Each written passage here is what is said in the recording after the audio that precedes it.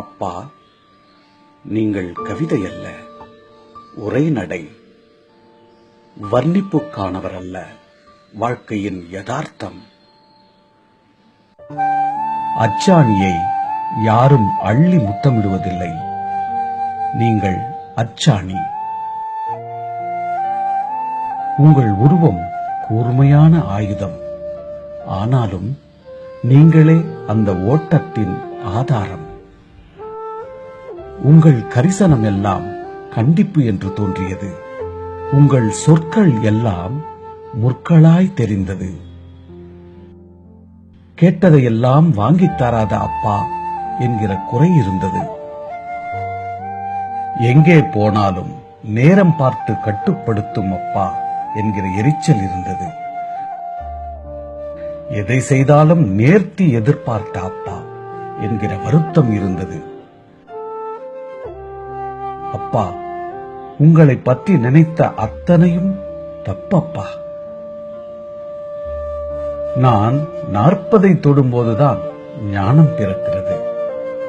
உங்கள் ஞாபகம் நெஞ்சை நனைக்கிறது. ஒவ்வொரு வீடும் அப்பாவை பெரும்பாலும் தப்பாகவே புரிந்து கொள்கிறது. தாய்மடி, அத்தை மடி, காதலி மடி, மனைவி மடி என்று தேடிப்போய் தலை சாய்த்த உலகம் தந்தை மடியின் சுகம் அறிந்ததில்லை. தவறு செய்தபோது அடிக்காமல் திட்டாமல் மௌன விரதம் இருந்து தண்டித்தவர் நீங்கள். வாய்வரை வந்த பொய்கள் உங்கள் கண்களை பார்த்தால் எச்சிலோடு கரைந்துவிடும். என் பிள்ளை என்னை விட உயர வேண்டும் என்று களைக்காமல் சளைக்காமல் உழைத்தவர் நீங்கள். அலுவல் முடிந்து அழுக்காய்தான் நுழைவீர்கள், ஆனால் கரைபடியாத கரத்தோடு வருவீர்கள். ஆணியில் தொங்கும் உங்கள் சட்டை பையே வீட்டு வங்கி. அது குண்டாயிருந்தால் கொண்டாட்டம், அது ஒட்டிப் போயிருந்தால் கலக்கம்.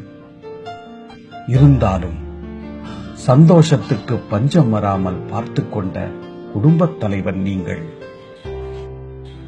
பக்கத்து வீட்டை பார்த்து நீளம் உயரம் தாண்டக்கூடாது என்று போதித்தவர் நீங்கள். அம்மாவை புகழும் பொழுது சத்தக்குரல், அம்மாவை திட்டும் பொழுது சன்னக்குரல் என்ற புருஷ இங்கிதம் தெரிந்தவர் நீங்கள்.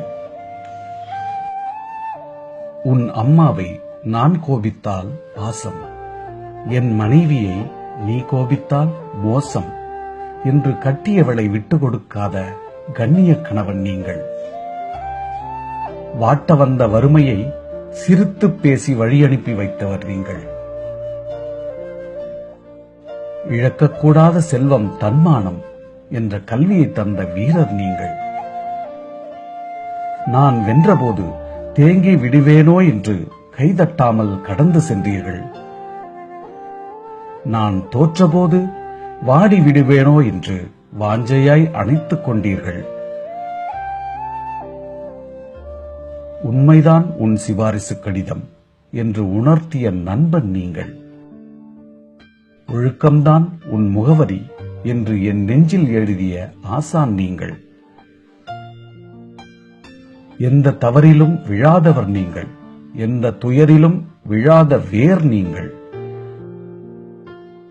வண்டிக்கு எரிபொருள் கூட போட முடியாத சம்பளத்தில் எப்படி வாழ்க்கை வண்டியை வெற்றிகரமாக ஓட்டினீர்கள்?